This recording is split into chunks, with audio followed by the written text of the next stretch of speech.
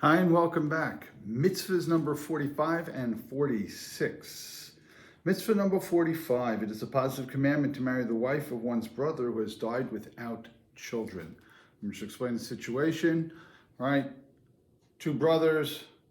First brother gets married, dies without children. The second brother is now responsible to maintain the name of the first brother by marrying the widow of the first brother, and then their child will be named after the first brother. This is known as Levirate marriage, Levirate, Levirate marriage. Okay, what we're going to see is that there is a mitzvah of Levirate marriage, and in the absence of Levirate marriage, there's another ceremony to be done. Now, eventually I'm going to read through these shortly, but I just want to say by way of introduction that this idea of Levirate marriage, this practice, I should say, of Levirate marriage, is no longer conducted.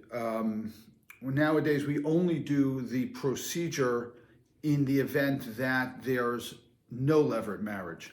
However, these are Torah commandments, and the fact is that Levirate marriage is a possibility, even though we don't practice it anymore. So let's take a look inside. Okay, we're going to read all the way through 45 and 46. Mitzvah 45, it is a positive commandment to marry the wife of one's brother who has died without children, as scripture says. If brothers dwell together and one of them dies, her husband's brother shall go into her and take her to him for a wife. Book of Deuteronomy. In our time, however, when there is no intention in this for the sake of religious duty, to establish a name for one's dead brother, the law of Levirate marriage is not enforced, but only Chalitzah, described below. Let's take a look at that. Mitzvah 46, it is a positive commandment that a Yavama, a childless widow, should remove the shoe of the Yavam, her husband's brother, if he does not want to take her in Levirate marriage, as scripture says. And if the man does not wish to take his brother's widow, then she shall remove his shoe from his foot.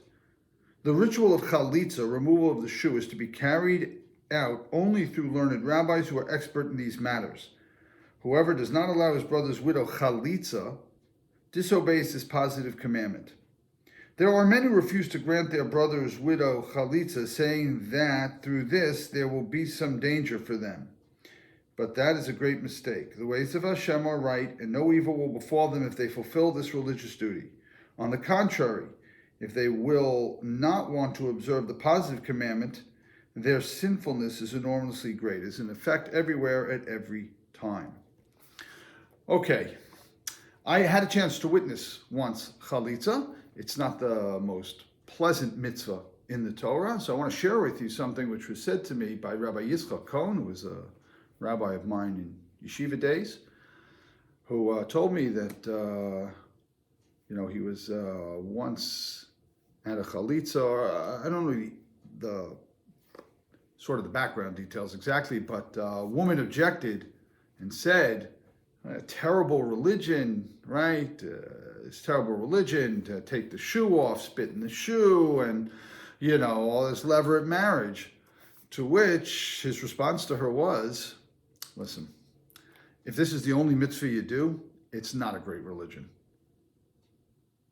Individual mitzvahs are sometimes less than perfectly appealing, but the reality is we recognize that there is an entire system here, and a system which is designed in order to maintain society and in order to maintain families. And this mitzvah in particular, while it's not the most pleasant of the mitzvahs, is one of the mitzvahs in the Torah. Let's not lose sight of the fact that the Torah is a large system, which is Deracher Darchei Noam. Its pathways are pathways of pleasantness. V'chol nesiva shalom. All its ways are peace. The idea here is to keep families together and to help families, and that's what's really behind the mitzvah of Yibum, which is Levirate marriage, and Chalitzah, which is the ceremony of rejection. So that's why we have this. Interestingly, he mentions here in the comments something about doing Chalitzah. If you do this ceremony of the shoe, that somehow other people are worried it's going to bring them harm. I have no idea what that refers to, and I don't know of anyone who's ever refused to do Chalitzah. And by the way, Chalitzah is very important because until the Chalitzah is done, the woman is not free to marry somebody else. So it's very important that it be done, similar to a get. It's very important that it be done in order to free up the woman to remarry.